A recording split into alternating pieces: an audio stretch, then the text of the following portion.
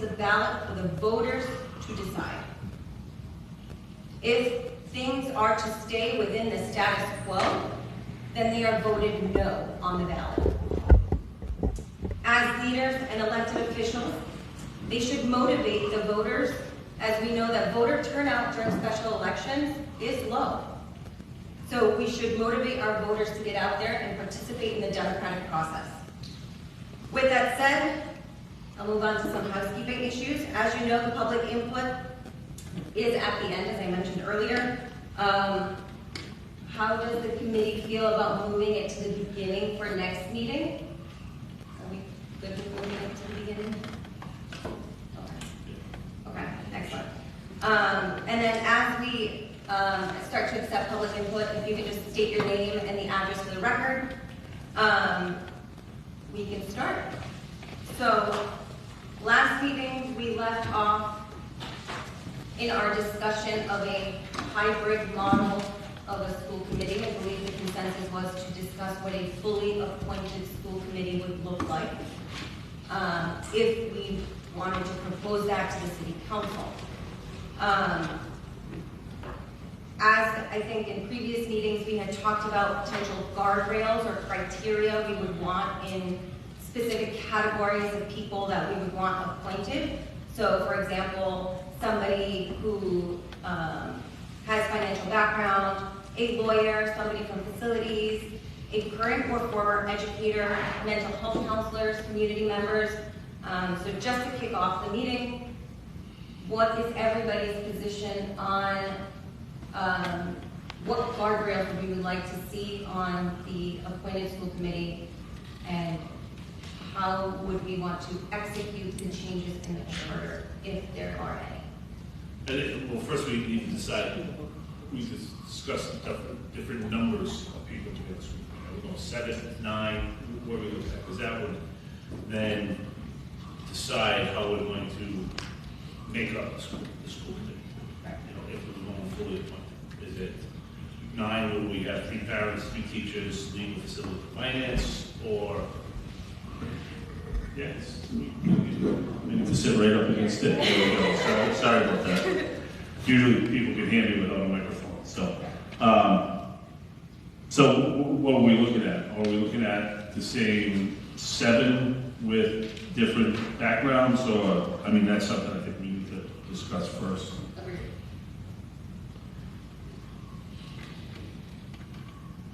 I mean, I think we could talk about what a 9-member council committee would look like and what a 7-member committee would look like, right? And then talk about who does the appointment. Is it the mayor, the city council, and then who confirms? But that's up to us to decide how we would want to do that. And ultimately, if it were me, I'd do 9 members, but. And I'd just like to take off question right now.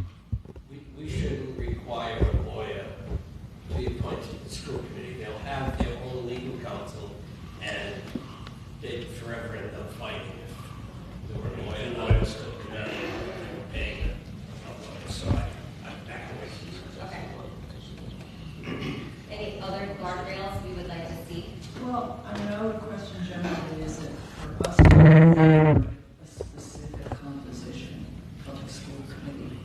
And then kind of, you know, oh, okay.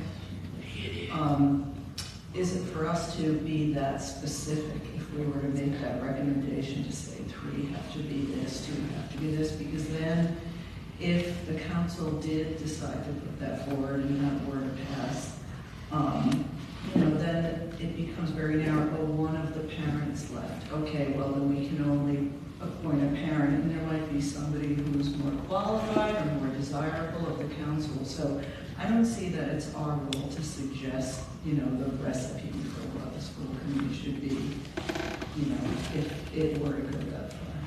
I mean, I don't think we do that on any other boards where you say on the planning board you have to have an architect, an engineer, you know. I will say though, if that was me,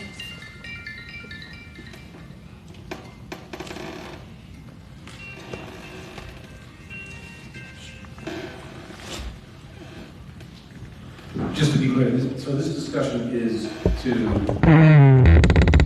this is tonight we're not going to be voting on anything like an appointed school committee. It's simply, if that was the recommendation, what should the guardrails be so that some attorney or somebody can draw that up for this approval? Correct. Well, I'd suggest what I suggested last time, if that were the case. I mean, I still am opposed to a fully appointed school committee. There's nothing that has really convinced me otherwise yet that I've heard or read. But that being said, if that was the recommendation, I would say that some type of sunset legislation or ability to, in the next election or 4 years down the line, for the voters to re-vote on whether appointed, so giving the voters an out. I think that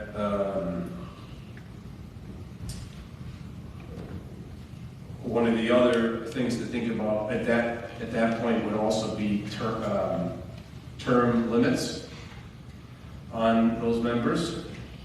And I think the other thing to consider is potentially having a citizens nominating committee that makes those appointments for the school committee, and that they're not appointed by a mayor or city council, if that's the case. So I think those are some guardrails to consider if it was, if the recommendation from this review commission was a fully appointed school committee. Can you flush out that committee part? Like, I'm concerned about political appointees. I'm concerned about who would be making the appointments and for what reason. You need people in office, mayors and whoever else, that are going to put people on a school committee that are there to defend the schools and the kids, that are there to put in a check and balance, and that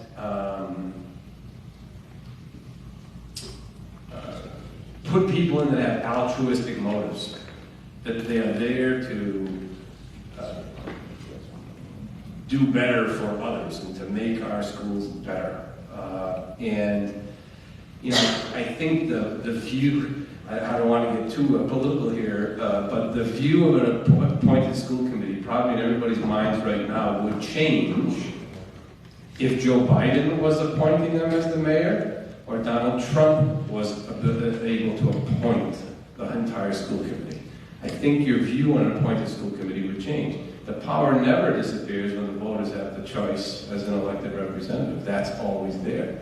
That's totally gone. And so at least some citizens' input, if there was a fully appointed committee, would happen with some type of nominating, or maybe they're the actual decision makers on who is appointed to the school committee. Maybe it's a commission like this, but I think some way to not lose citizen voice there.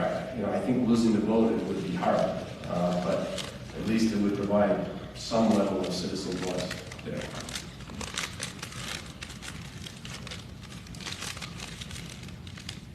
So, Alan, it's on. I think it's on. The green light's on. It just got close to it, yes.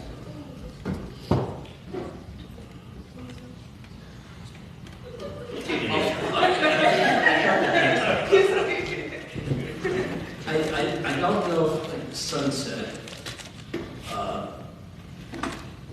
It's good to talk about now. If you want to say 10 years down the road, you could have some sunset legislation, but you'd need, if we did it, if we proposed it, the voters approved it, you'd need to give it probably 10 years anyway to see if it would work, particularly with the staggered terms, and there should be staggered terms.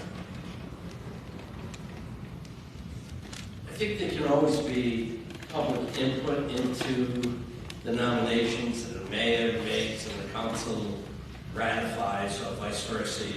That can be split up and be some mayoral and some council appointments. But again, that process is always going to be impacted by the public. It's always going to have the opportunity to come in and either to the mayor's nominations or opposed to council nominations or approved them. So there's always going to be, I believe, a public process there because they'd be approved probably here at this week. So I think that can be built in also to, you call it guardrails, I don't know what you want to call it. But I think some of the thought was that you wanted a couple of people with financial backgrounds. I think some of the thought may have been that you wanted some educators, you wanted to make sure that there were parents involved. And I think that's what we're talking about. If we would propose it, those would be categories, maybe not guardrails, but maybe categories of appointees.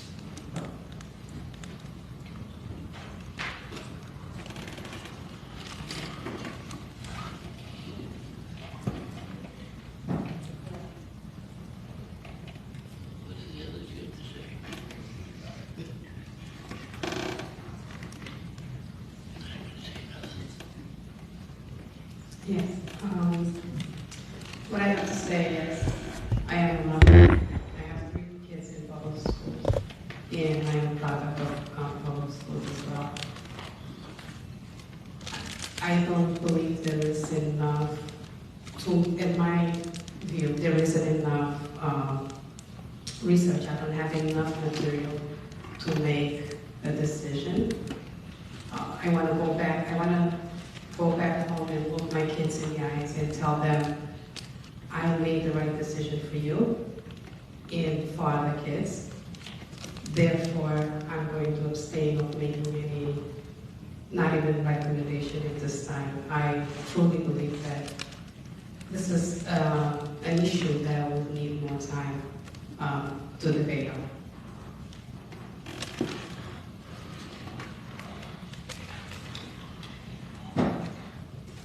At the end of the day, it's all about the kids' well-being. So I think we need more time. At this point, I'm not going to decide anything. So we'll just have to. That's fine. Yeah, this isn't going up for a vote today or anytime soon. We don't have any proposals drafted. We don't have anything put together yet for us to even vote on. We're not even at that point, and I don't believe we thought we were going to be at that point today. I think when we started this discussion, we said it was going to be a long debate and a long discussion. So I don't, I think you're right. I think it definitely requires time in order for us to debate and discuss, but nothing's coming up for a vote today. Well, but you're both making good points. And this would somewhat be a rush to vote if we would have tried to approve that meeting on September 9th. We're talking about 3 weeks, and we've got 2 members of the charity committee, and probably they're not comfortable with the amount of information they've received to date to make a recommendation to the city council. I think we need to discuss that because, again, I'm not necessarily comfortable with information that we've asked for, and I don't think we've received. I don't know how many communities we had. We asked to have other communities that had appointed school committees. I don't have anything in front of me about that. And so I think we ought to spend some time. If people are saying that they're uncomfortable now, this is going to be a rush job before September 9th. Because I don't believe we have the information. Just quick, I want to respond to something John said, but another guardrail that we mentioned last meeting is if it was an appointed committee that, besides areas of expertise, that those individuals should be diverse enough to at least represent the student body that are in our schools. So I think there's a level of diversity there that needs to be considered if it wasn't fully appointed. Timing is an important thing. I mean, I've been thinking about that a lot too. Special election versus the amount of people that will come out for a regular election will be very, very different. People tend to be a little bit more in tune and motivated too for regular elections. So that's something to consider. consider. I was able to actually get in touch with the Rhode Island School Committees Association, Tim Duffy, and his response was that the only appointed school committees are those that have currently been taken over by the state, Providence, Central Falls, and that's it in Rhode Island. The two that went to appointed, and the reason I said about some kind of sunset, whether it's 8 years or whatever it would be, the reason I went in that direction is because when Sock and North Smithfield went appointed and then reversed, when the voters had an issue that they all of a sudden realized they didn't really have the power to control or make those school committee members accountable. And so they reversed back to elected. And so one of the articles that had been provided talked about that type of law. But yeah, the timing that we have for this type of change is interesting. The other thing that the School Committee Association brought up was the models in Massachusetts, which I know you sent out for me. And I'm not a proponent of that necessarily. I just wanted to share that. But in Massachusetts, Taunton, New Haven, I think, New Bedford, what they've done to make the mayor truly accountable to increased school performance is that they have made an elected school committee and then made the mayor the chairman of the school committee, an actual voting member. And that way, what goes bad, what goes good in those schools, you know, the mayor certainly has say and control, but now responsibility for, instead of sort of being separated and that type of thing. So that's just another. That goes to the timing conversation because there are other models out there. Yeah, I read that article that two other Maribel shared with the group, and I don't know if I was crazy about that one. You know, I mean, you gotta look at our community the way it's set up now, but I also thought about our community, like we discussed at the last meeting, 10 years from now. Eventually Don Gregory's not gonna be the leader, but we'll see. Anyhow, he's not, and the guys that are on the city council are not gonna be, just like we're not gonna be on the Charter Review Commission in 6 years. So I just, I just wasn't crazy about that type of, but I appreciate the research, I really do. No, and I just wasn't crazy about that. To clarify, we do, according to the charter, we have 1 year to complete and submit recommendations. So I think last year when we convened, we went through session and it was a general election, so we went through an election and put stuff on the ballot. We would have convened again this year for next year because we would have a year to propose. But we can blame a certain congressperson for retiring or resigning. So we have a special election.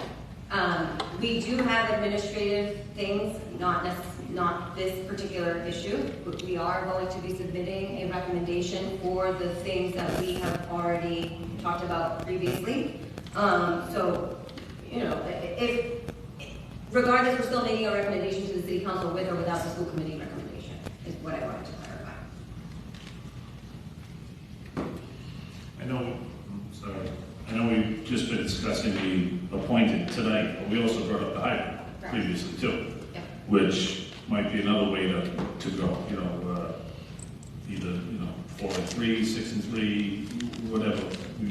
Again, these are recommendations to the city council. They can say, we're not gonna do it, and then the voters can say, no way. So I mean, these are just recommendations that we're making here. So that's just another option that we had discussed previously that I don't think we should lose sight of. I think back to your point, last year we recommended mayoral term limits, and that got struck down. Yeah, city council said no. Yeah. They have the power to put stuff on the ballot. Yep. Can I ask a question to John? Your experience on the city council and the ballot. All this work to put this detailed proposal that the city council may go through and that type of thing. Has there ever just been a question that doesn't lead to a charter review change right away and just simply asks, should the city even investigate Yes. You know, that's, we could propose that, the council can always put that on the ballot.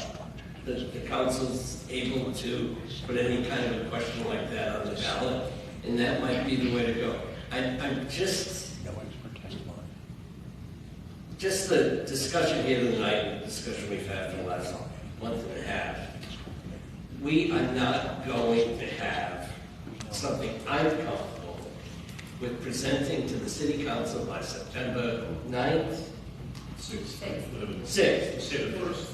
Just say the Yeah, I mean, I won't be comfortable putting my dot on a recommendation that we're hearing, and I do think it needs more work. I think it's a legitimate question, but I think we need to do a lot more work, at least that I'd be comfortable with submitting to the city council. City council can always put on the ballot on their own for the special election in November.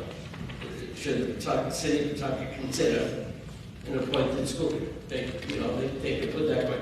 And I don't know that we're going to be that much better with what we propose than a question like that, if the council wanted to put that on the ballot. I'm just concerned that we don't have the time to give this the attention it needs. And we're talking about a branch of government that controls half of the spending or more in the city of Pawtucket. That's a big change in the governance of the community. Agreed. I don't want to lose sight of the fact that it is a procedural timeline and not an act, like, we're not rushing it. I think if we decided that after September 6th, this needs more discussion, and we're in it until next July, when we can put it on the general election ballot, I think that's okay. I think that's also, I think we have to vote on that, and we need to think about that as we move forward in this discussion. Yes, I would really suggest taking some time, because this is a serious issue, and taking some time and if we have to make a proposal, to make it for the next election. But right now, I reiterate on that. We don't have enough time to do the thorough recommendation. I'm just going to say, and I'm sorry if this is rambling, and just some thoughts that I have on the subject. I think from, my own reading, this question seems to come up when citizens, officials, etc., come to the point of, well, what should we do? We're not getting the outcomes that we want. We're not, seeing the performance that we want.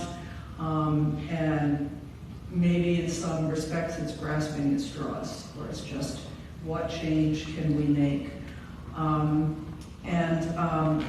Some of the, I don't want to call it testimony, but some of the input we've had on this issue has arisen from episodes. For example, the superintendent search, or the COVID thing, or whatever those things are that are little points for people to trigger them to come forward and say we need change.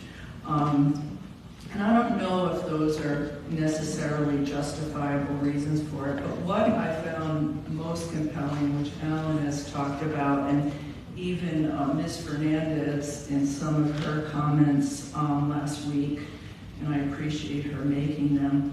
She pointed, quite a bit to the makeup of school officials, the need for diversity to better reflect the student body.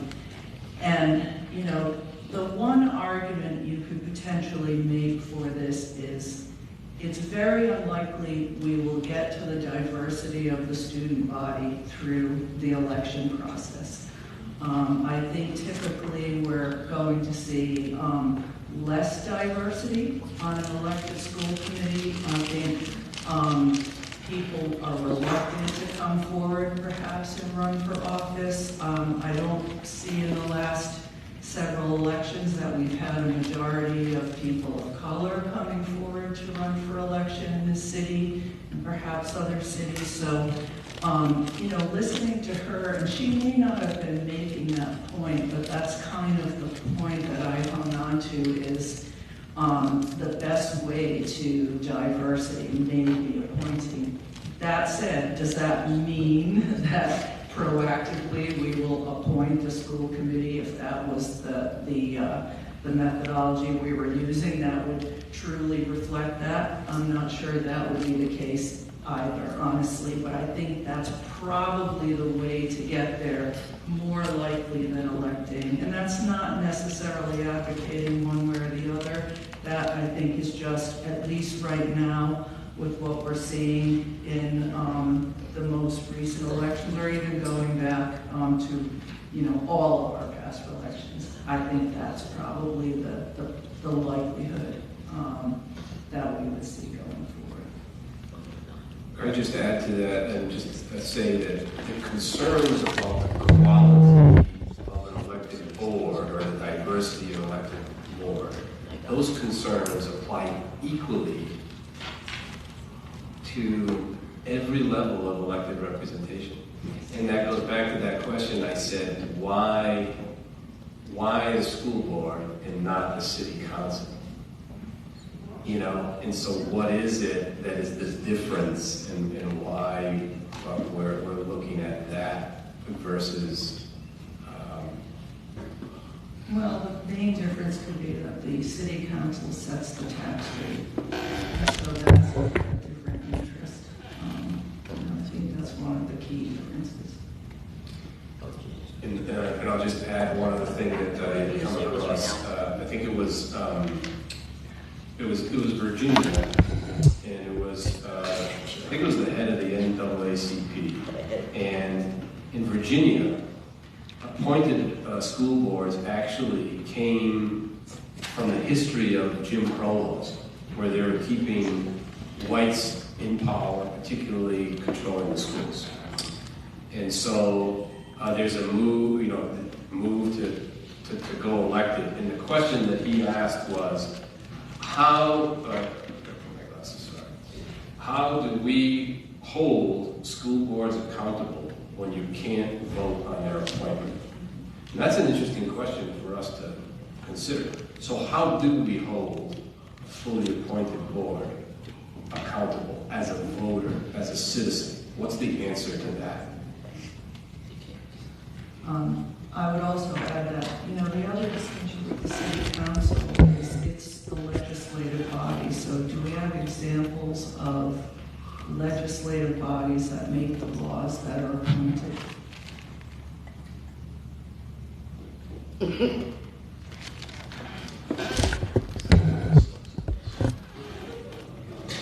That's probably getting beyond the point of the... Yeah, I think that's getting a little deeper into the weeds. But just to say, Alan's question was, why would we appoint one, not both? We generally don't appoint legislators to make the laws, so you're electing your legislators based on the direction you think they would set legislatively. Yeah, I think it just goes back to that the answer in the end is that there's a want for more control. That's the answer, because every argument that anybody could make for an appointed school committee, we could make the exact same argument for an appointed city council, and yet nobody wants to talk about that. So, that's the thing. A little bit more layer of control there. Who controls the budget for the school department? The mayor. School committee. The mayor. Well, in large part of the state and laws around maintenance of effort, Yeah. those two things are what really define the budget, and the increases are then would have to be worked either from the state, sometimes the federal government Does it too. go through the city council also? Sure, yeah. Yeah, good. Any increase to certainly require city council approval. Over the maintenance of effort. Maintenance of effort is required by law. Yeah, right.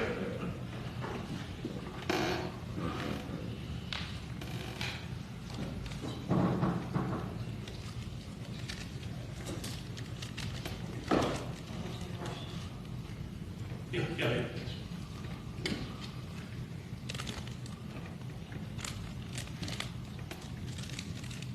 So it sounds like to me that we are not moving forward with this discussion, or are we?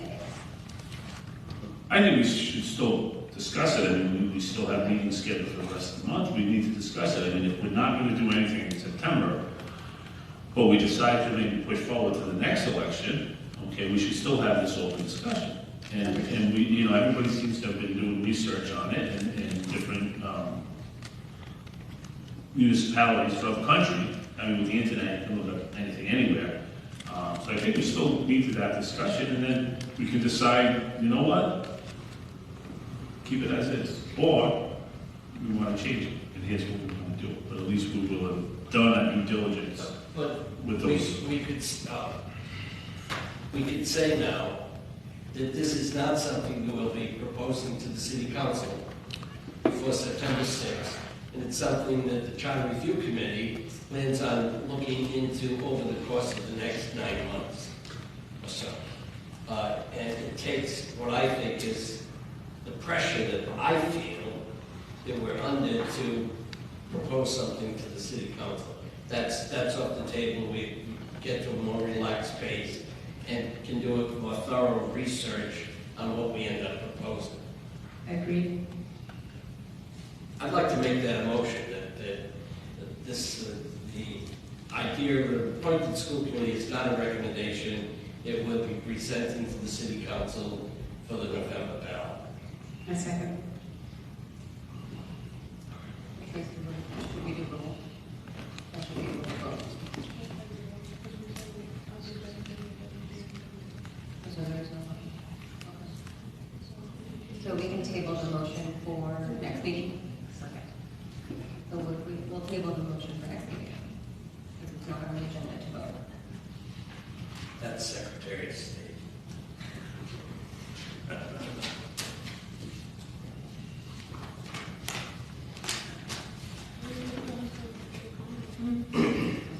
Before we move to public comment, do we have any other topics that the Charter Review Commission wants to bring up, other than the school committee? Is there anything else? We're not just here we were not appointed just to talk about school committee. As we were last year, we had other topics we wanted to discuss. Is there a motion on the floor? I just want to bring it up before we move on to public. Is there a motion on the floor right now? We can't vote. We can't vote. It's not on the agenda. So that's, yeah, I just want to throw it out to the committee. I mean, is there anything else that needs to be discussed? That's all. I don't have anything, but before we move to the next step, is there anything else? I mean, it's up to the committee if they want to take up what was struck down last year, but it's on us to make that decision. I believe the two things that were struck down by city council were mayoral term limits and city council term limits. And again, Madam Chair, I don't think we should bring that up unless it's on our agenda. Agreed. So I think that's the only other thing that would be brought up. Just a question, when will we see draft language for the 3 of the 4 other questions? I know we have the 2-105 draft, which changes the inauguration time, but will we be seeing the advertisement of bids and purchasing language at some point? We should be, I believe. It would be good if it doesn't come right at the last meeting, so that if we need to. Yeah, we can get that within the next week or so, so that we can send to the city council before the election. That's something that we all voted on and was approved. We just need to. I believe we voted on I thought we did. No? Okay, all right. Could be wrong. Oh, we just need that. And put it on the agenda for next week. Yeah, perfect, yeah. I believe council's here. Yeah. Would we be able to have that for our next meeting? When is your next meeting? Let's do that. We need to schedule our next meeting. Next Tuesday works for me. Tuesday seems to be less. Tuesday, good for you guys? Tuesday works? Yes. All right, so next Tuesday, the 15th. 7 o'clock. 7 o'clock. August 15th. 7. So, Frank, would we be able to get that by next Tuesday? Perfect. All right, as soon as I receive it, I will Good. circulate that around. All right, are we good for public comment? Any public input? Yes. So we'll start off with public input. I believe we have some people on Zoom, so we'll start with the people who are here in person. We'll do 2 minutes per person. And we can start with Erin.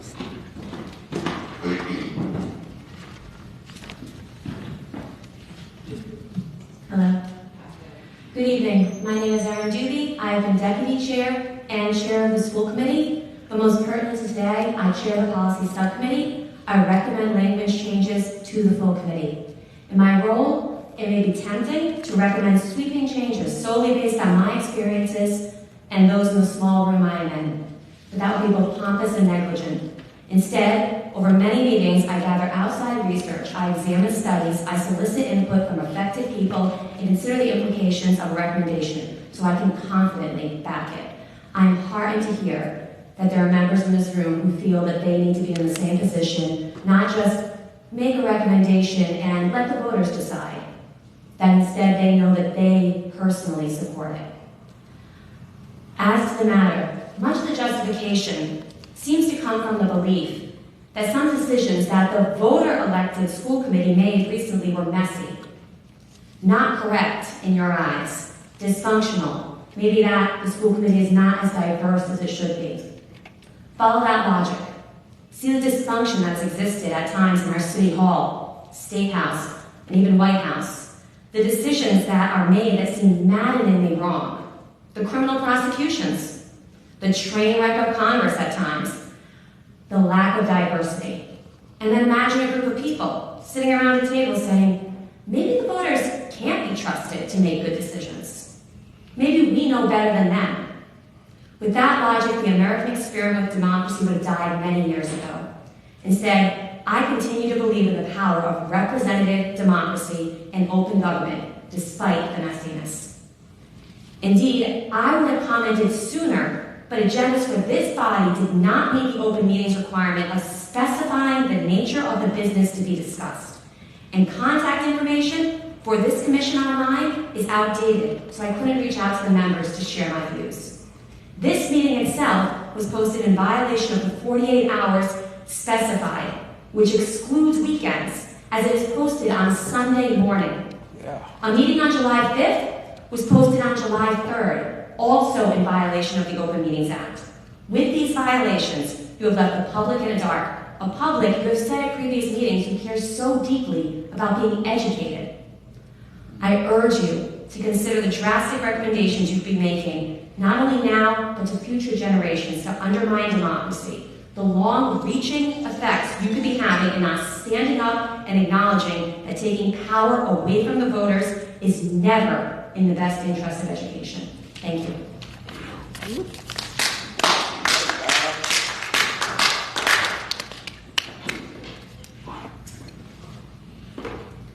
Adam Freeman. Would you mind stating your name for the record? Sure.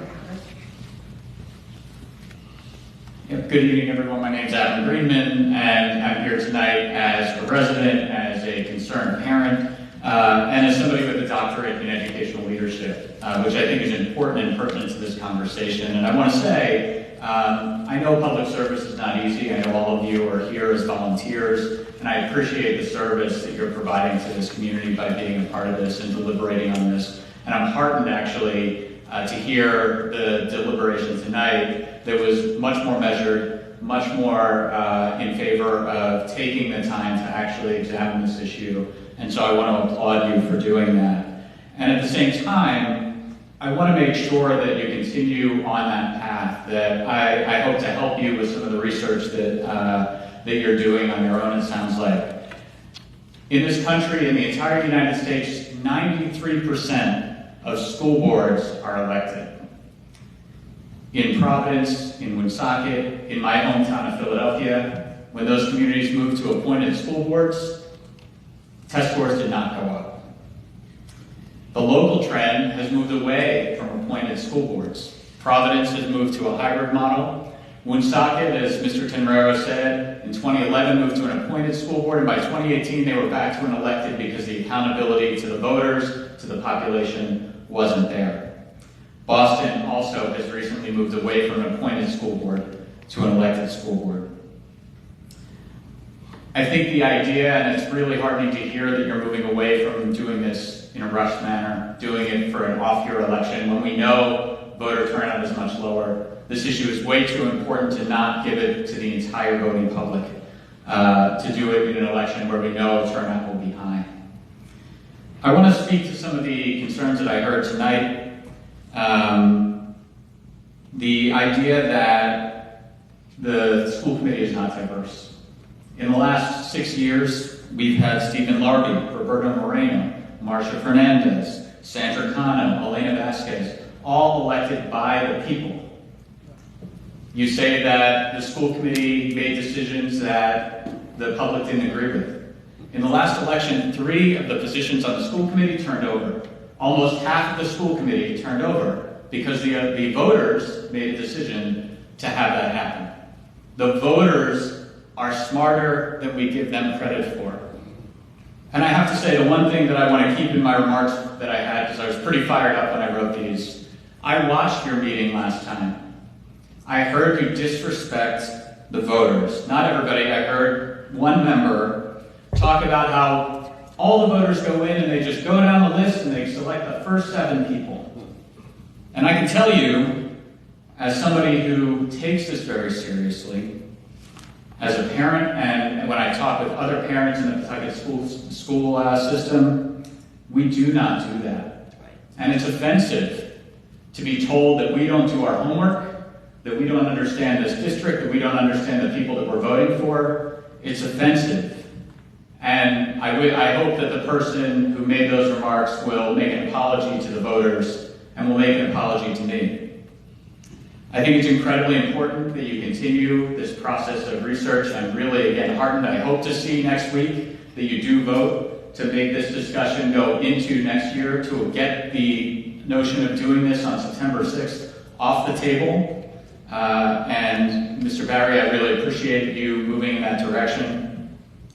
And I want to say that I am here to be a resource to help in any way that I can, to assist you with research, with information. And again, I appreciate the work you're doing on behalf of the people of Pawtucket. Thank you. Thank you.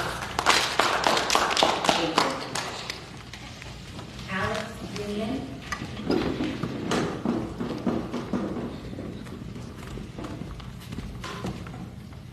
Good evening, members of the Charter Review Commission. My name is Alex Greenman, and I am an incoming freshman at Jacqueline M. Walsh School for the Arts. As a future voter, I am here to stand up for democracy in my city. I frequently read the news and follow politics. I remember hearing about a recent Supreme Court case, Moore v. Harper, which would allow the federal authorities to set rules about federal elections. I was terrified. While not the same, I cannot help but draw parallels between that Supreme Court case and the legislature that has been discussed today. To have an appointed school board would mean no choice for the parents of Pawtucket to dictate who creates the policies that affect our schools so much.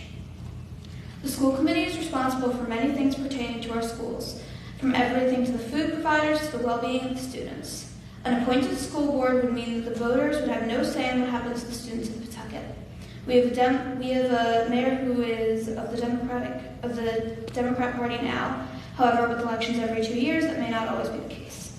As an LGBTQ student, I fear what will happen if the mayor appoints the school committee that could take away the rights of myself and my fellow students.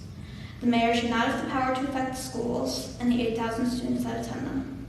I beg those on the Charter Review Commission to consider their decision and to think of the effects that this could have on our community. We need a school committee that thinks for themselves, not one that does the mayor's bidding. Thank you for your time.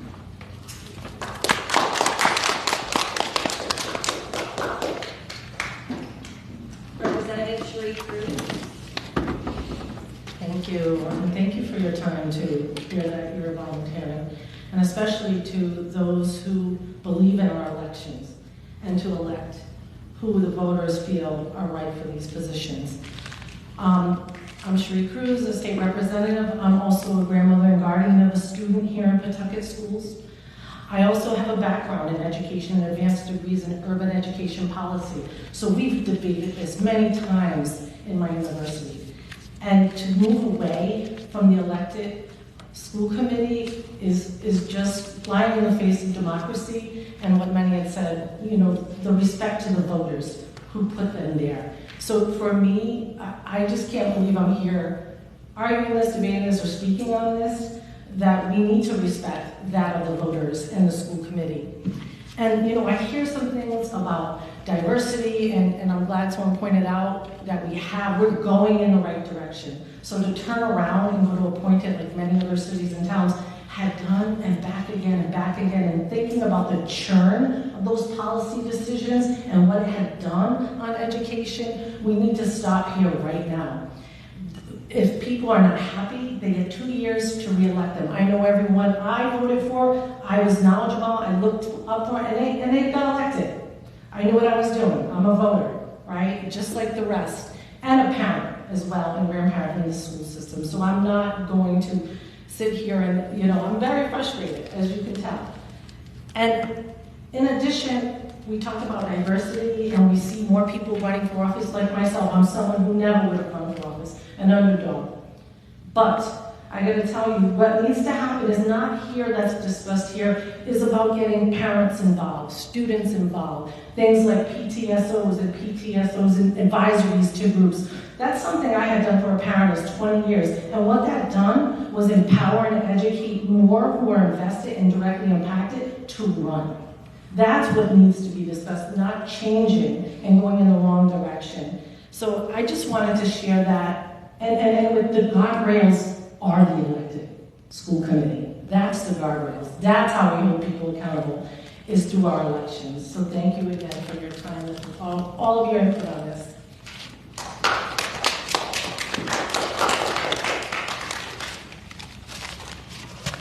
Representative Jennifer Stewart.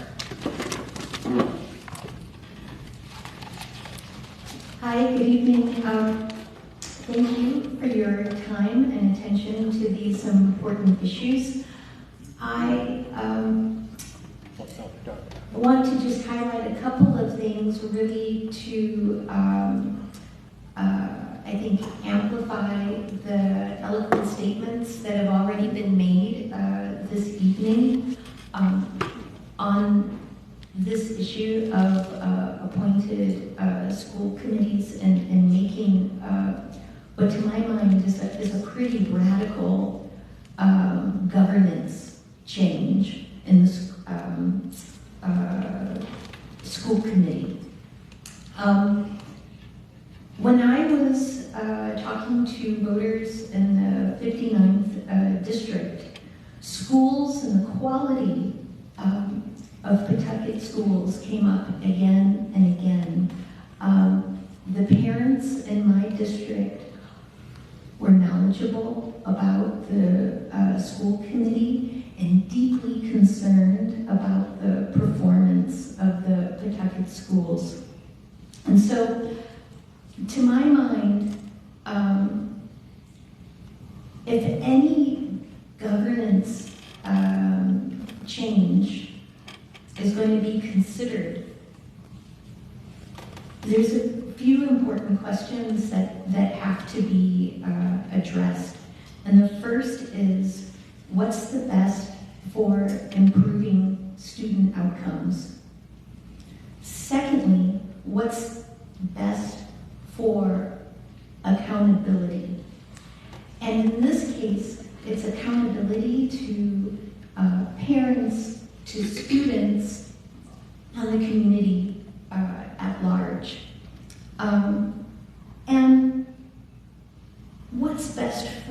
promoting the public trust. Just some cursory research on my part suggests that places that have made this change from elected to appointed school boards have done so as a reaction to some kind of violation of the public's trust in the school committee. And I was wondering what that was in this case to lead to a discussion of making such a change. And lastly, what's best for cultivating an engaged citizenry here in Pawtucket? And I would just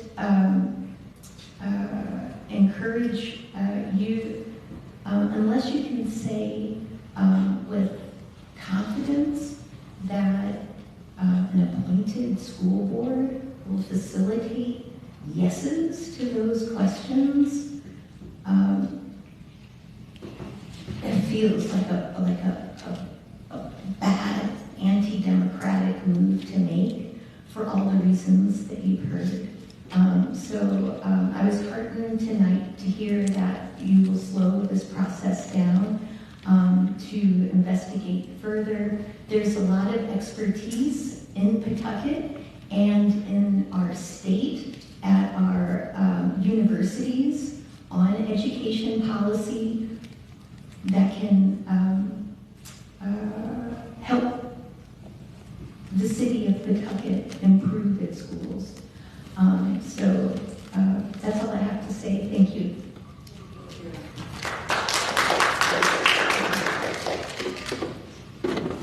Glenn, default. I'd like to. Good evening, ladies and gentlemen. My name is Glenn Dufault. I'm a lifelong resident of the city of Pawtucket. I'm also a single parent of two 11-year-old twins that are moving on to Slater Junior High School this year after their whole entire time at the Green Elementary School. When I found out about this today, it disheartened me. I'm trying to raise my children to follow everything the correct way, and it's like you want to take away their democracy and teach them that they can't vote or anything like that. How did we even get to this? This was nowhere to be found. Channel 12, when I called them in the newsroom, they couldn't even find this meeting to send somebody down here. As a voter, I would never vote for anything like this. You're trying to take away our rights. Now, I personally believe that this came from the mayor's office, and I don't care if it knows, it does not bother me at all. Because I believe approximately a year ago, when the mayor approached the school committee and asked to borrow money to support this soccer stadium, and the school committee shot him down, stating this money, you can look at me, Barry, and say, turn your head and roll your eyes, please. I don't think that crap. Okay? So, the school committee shot him down for taking that money. Okay? And now here we are, we're trying to eliminate the school committee and put appointments. Why? This doesn't seem like coincidental. And how did this even come about to come up on a child? I'm a lifelong resident of the city. I had never ever heard this come up before, to take 9 elected positions away from the citizens of Pawtucket and create more power onto the second floor, if that's what the mayor's office is, of this building. Everybody who does know that attends meetings knows that the council is controlled by the mayor's office. And now you're trying to get the school committee going so that can be controlled by the mayor's office as well. Too much power is no good. And you're setting bad examples to children that are coming up. So once again, how did we get to this point? Is it because there's a vindictive viciousness because of the school committee voted down, giving the city money? And that's why we're here? And you guys all have to answer to the mayor because you said it earlier, you're appointed by the mayor. You all have to answer that. I'm glad that some of you guys are going in the right direction from what I've seen. I don't think you'll be on this committee after that. But I do have a question for you, Mr. Barry, and I'm not singling you out, but because you were an elected person, I keep hearing that well, yeah, we should appoint lawyers and doctors. When you were elected to the council, what did you bring? Was you a lawyer or a doctor, or was you just someone who felt like, hey, I can do good for the constituents of this city. I'm going to run for office and let the people decide to let me vote in. And then how many terms did you do? You did a good job. You kept getting voted back in. But was you a lawyer or a doctor? Like, what? I'm not a lawyer or a doctor. I know how to argue. So I wouldn't be able to run because I can't bring nothing to the plate because I'm not a lawyer or a doctor. But so, like, was you something like that when you ran? Public input is time for you to say what you want to say. It's not for members of the committee to respond to your questions. I'm just asking why it's being singled out that we need doctors and lawyers and since when? It makes no sense. Heck, when I run for 6th District, I'm not a doctor or a lawyer. I'm going to let the people decide. So I just really want to know how we are at this point. I think it's because the school committee that was elected by the people shot down the mayor's office to borrow money to cover that stadium, and magically, we're here trying to get rid of the school committee. Does it make sense? Because I know I was born in life, but not last night. I can put 2 and 2 together. So why don't we, like somebody said earlier, the city council, why don't they be appointed? Because they don't want to lose that job, right? And it should be brought back up in this charter commission, put appointed terms. When people get too comfortable in a seat, okay, they get real comfortable and then things go horrible. When the seat starts moving, that's when things change. Like we have a chain of command. We have a second lieutenant, first lieutenant, captain. We keep moving seats. When you're in a seat for too long, you get too comfortable. Time to move on. That should be brought back up in this charter, and it shouldn't be shot down by the city council. It actually should go to the voters. And I guarantee they'll vote on that. We shouldn't be talking about taking away 9 positions from voters. Thank you. All right, I gotta summarize this. Ridiculous why we're here with this.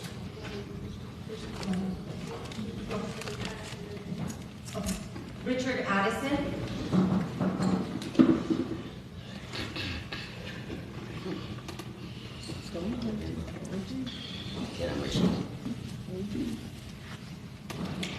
Good evening. My name is Richard Addison. November I'll be 83.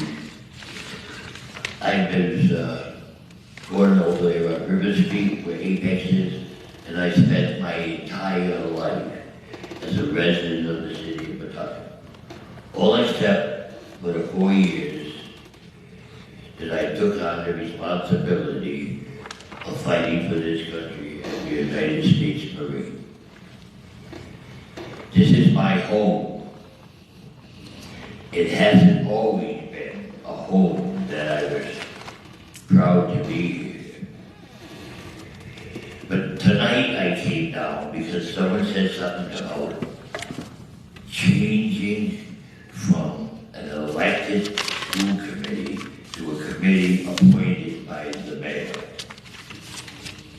Now, I've known the mayor. I knew his dad, I knew his mom. The same thing with Henry Chin, the other mayors. But like I said, I grew up here, so I know all of these mayors and these politicians. To think that the people of Pawtucket should allow the mayor to appoint committees. If you did an investigation on some of the people who are sitting on some of these committees that the mayor has appointed, should tell you an awful lot. I remember talking to Don Gregian a couple of years ago, and I said to Don, Donald, I think I should get more involved with politics in Pawtucket. For many years, I tried in the past. John Barry would remember back in the days when I started an organization called Puma, People United for Minority Advancement. Well, the Black and Cape Verdean and Hispanic population back then wasn't what it is today. But we were successful to get the city of Pawtucket to hire its first Black police officer, Ronnie House. We were also successful in getting the 2 Black firefighters, Eddie Addison, God rest his soul, that's my cousin Eddie, and Mackie Falls.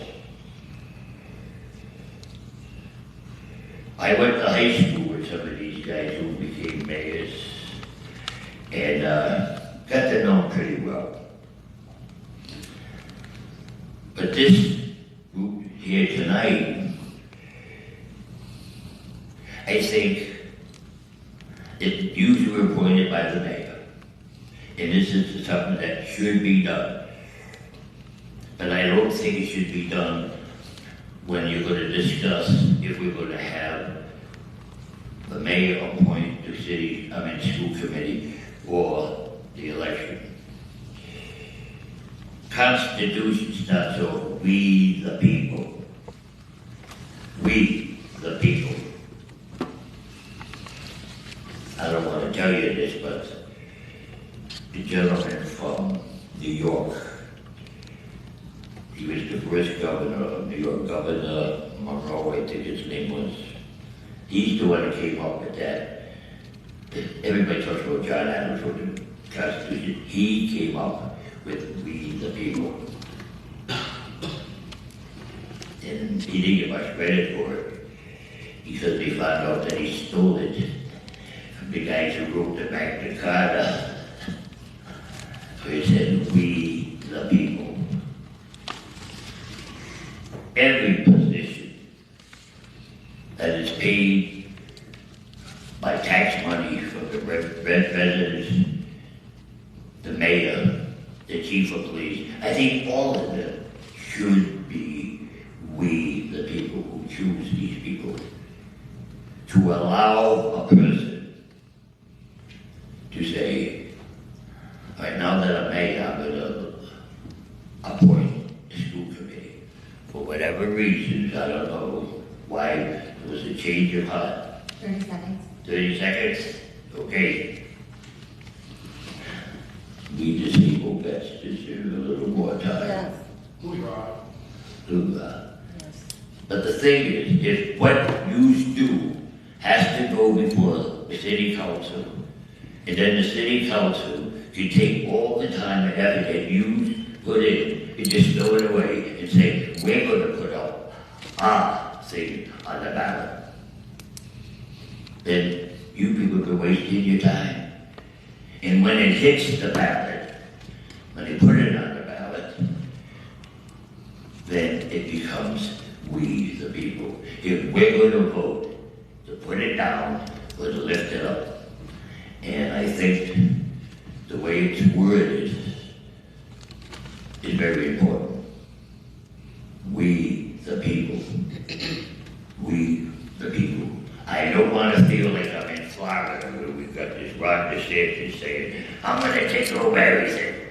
I'm going to run the school committee. I'm going to run this. I'm going to run that.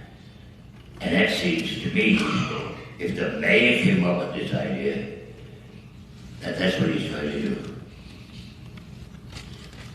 Don't give him too much power. And I think we should have discussions on term limits for people who were on committees from the mayor. Because I know of a couple of cases where women are on this committee, and the same woman is on another committee, and the same woman is on another committee, and those are not volunteers where they don't reach some stipends. They get paid. So let's have term limits. I asked Don to put me on the committee. He said, yeah. send me your resume. My resume's been down in Don's office now, I would say, the last 6 years. And I got a letter, thank you for applying. But at this present time, there are no committees that I feel comfortable to put you on. Thank you, and have a good night.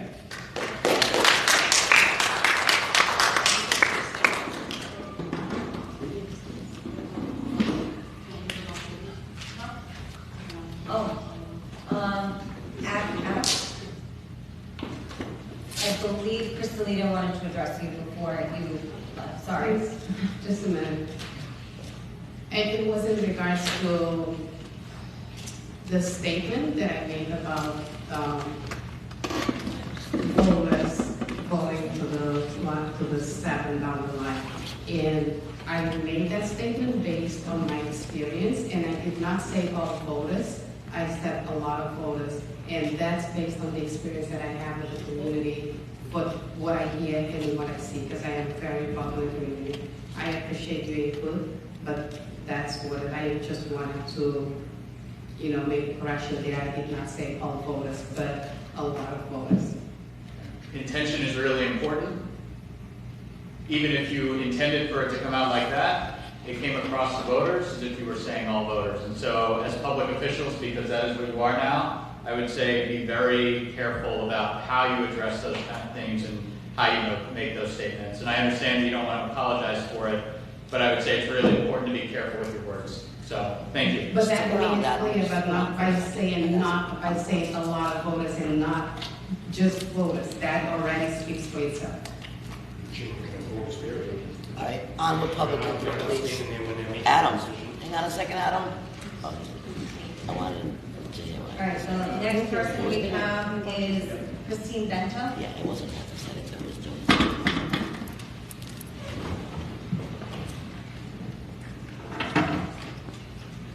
Well, I was hoping Adam would step around for a minute because I knew what point he was making.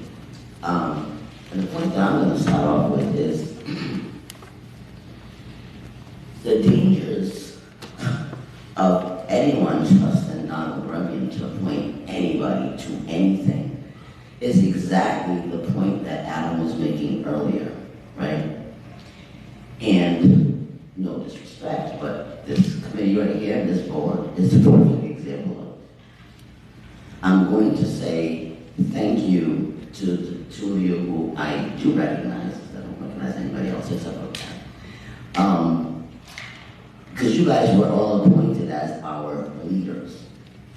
You two ladies were honest enough to say that, slow down. We don't know enough information about this. Thank you for that. Because it is being rushed, and there's a reason why it's being rushed. And with going along with what Adam has said about the first meeting that I watched, I was completely disturbed. And this is what happens when I am a well-known community leader in this community. I didn't know if any of this was going on. And the mayor gets to go out of his way and appoint a member to this committee by the name of Joe Tomorrow, who's not here tonight to defend himself, but he's going to watch this and he's got a big mouth. But for him to appoint someone like that, that's not locally from Pawtucket, and appoint him as our community leader. He is not our community leader. Let's just make that clear. Definitely not one of my community leaders, and I'm one of the leaders of the Cape Breton community. And for Joe to be sitting on this panel to represent the Cape Breton community in the city of Pawtucket is insulting to me. I'm not going to have it. Because he was the one who sat here on that first video that I watched. I'm not sure if you went along with what he said, Ms. Lita. I didn't hear that part. But I sat here. As a matter of fact, let's rewind a little bit. I sat in the polling station during the last election and watched Joe DeMora walk elderly Cape Verdean people into the polling station and acted like a translator and showed them how to vote. Then I watched him sit here and say, not here, wherever he was sitting, that he doesn't know what he's voting on when he comes to the school committee. He just checked off the first 7, which means he was telling everybody else to do the same thing. How dare you not know what you're doing because you're not locally from here, don't know anything about this community, but you're misleading everyone in the community that you took to the polling station because you gave them a ride to help them translate what they were doing. And then sit on this panel and speak on behalf of all of us that we don't know how to vote.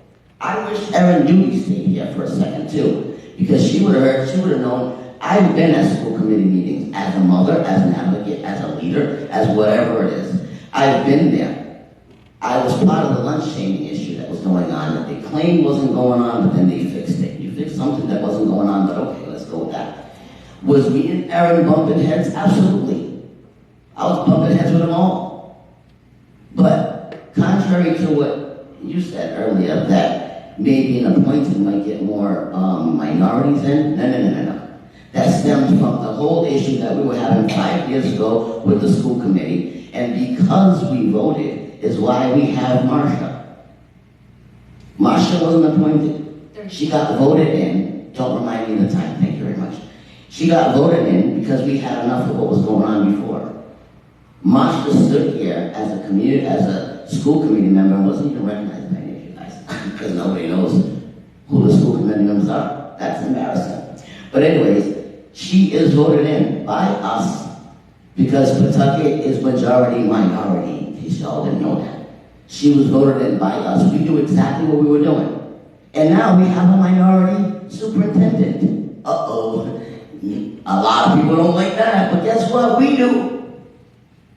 How did that happen? Because we voted in the right people in the school committee. Did I vote for Erin Doobie? Absolutely.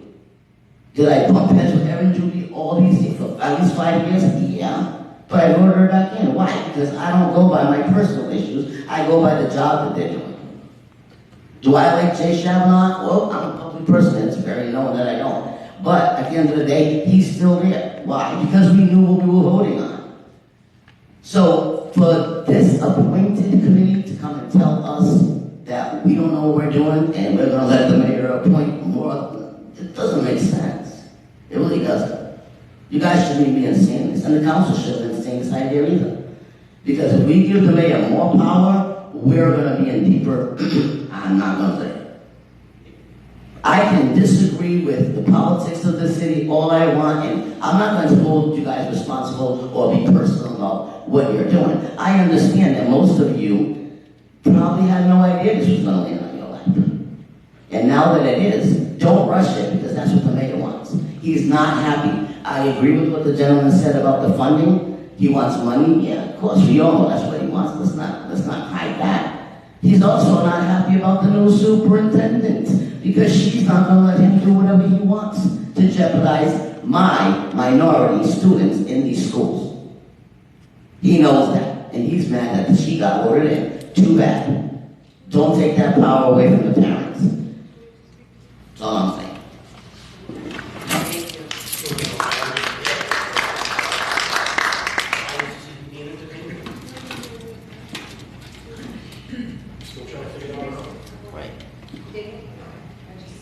Can we get the person from Zoom first as he raises his hand?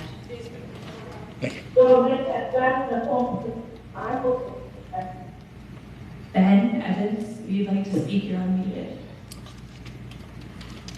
Thank you, and thanks to the members of the Pawtucket Charter Review Commission. I appreciate the chance to speak, and I appreciate your volunteer service to our city.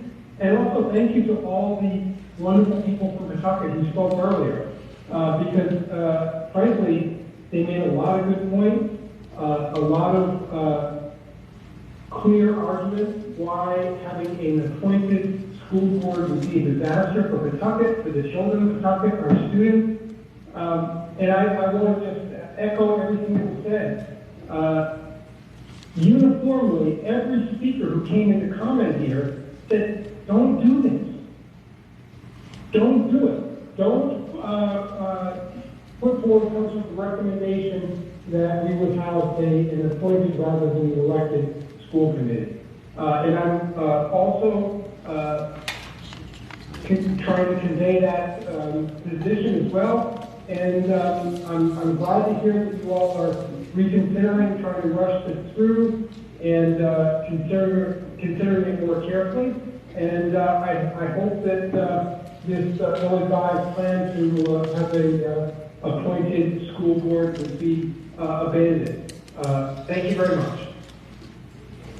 Thank you. And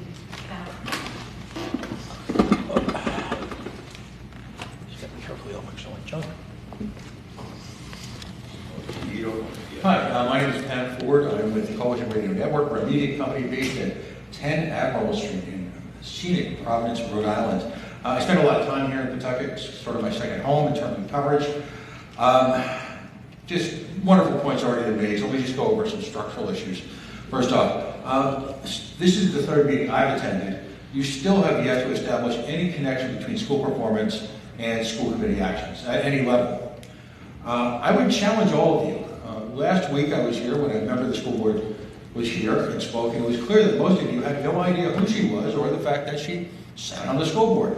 So I would actually challenge you to name the members of the school board and what individual qualifications they have.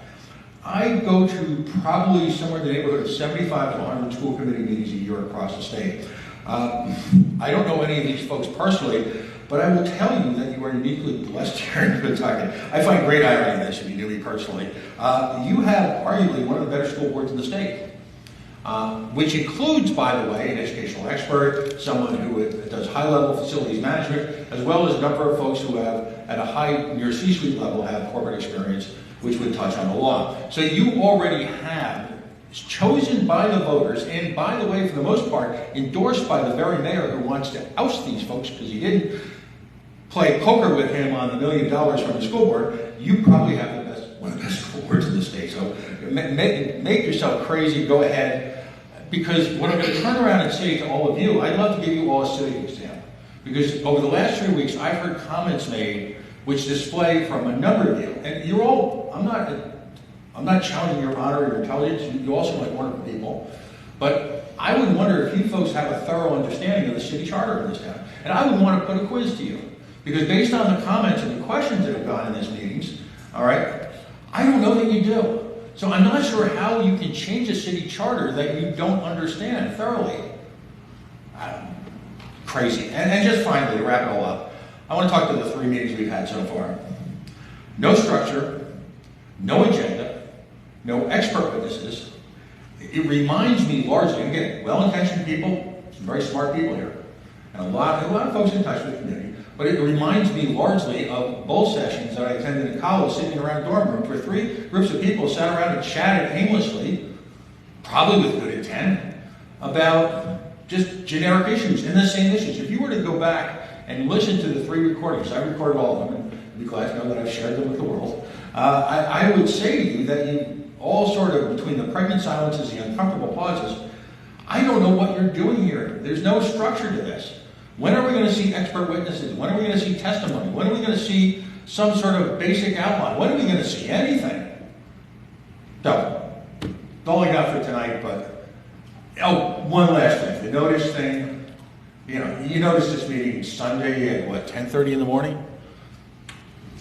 If I can file, I'm just going to let you know right now, if in fact, after I talk to my attorney tomorrow, I can file an open meetings violation against any of these meetings, I will be. Because it is to discuss issues of this gravitas, if you will, with so little notice, not issued, I couldn't, and please correct me if I'm wrong, I couldn't find them in the secretary. I couldn't find the meetings anywhere. I had to dig past the Charter Commission from 2015 that's still named on your website. So this strikes me as a political stunt meant to aim some sort of political weapon at a highly qualified school committee that continually displays great integrity amongst difficult situations and amongst constant interference by the people in this building. That's what you're trying to do. You're trying to force these folks into making decisions that are not in the best interest of the school district. And it's the same type of logic that brought you the GAM Theater, they're gone. The hospital, they're gone. The Pawtucket, they're gone. The stadium, $10 million for ARPA money for a stadium, and you can't afford to feed people in the city. Sounds like somebody else should be appointed as opposed to elected. Thank you. Oh, by the way, are you going to read the emails from other people who have sent you? When they're received, I have Now, read them. tonight, are there other emails from people in the community? I would have read them into the record already. But you read, the last couple of weeks, you made a point of reading them to the community. I don't see that attitude. Now that the public actually knows they can send emails here, that they can be read, I don't see that same, what's the term, alacrity? Yes, that's my word of the day. The urgency. So are there emails and will you read them? Is there any public notice in the Valley reads so people that get the free They paper let- can see this? Respectfully, because you're very in tune with the community, and I applaud that. The last two meetings, my understanding is you read emails out loud. Are you going to do that tonight? All right, meeting adjourned, 8:25. You're not going to read the emails out loud? We have people in this room who sent emails, and you don't want to read them out loud because, Don, I know you're watching somewhere, you don't want to because they disagree with the approach you're taking. So why won't you read the emails that you've been sent? Yeah? I haven't received any. You haven't received any. Funny. Has anyone here sent an email to the community? Oh, here we go. Perhaps you'd like to read the email that you sent. Please step right up. Yeah, go ahead, read it. I'll record it. All that matters is what's on video. If you want us to read it, I'll record it.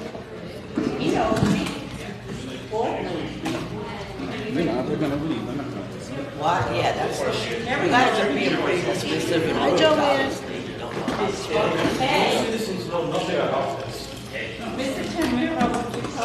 I guess not. Good. Who's the chair? She's the chair. She's the chair.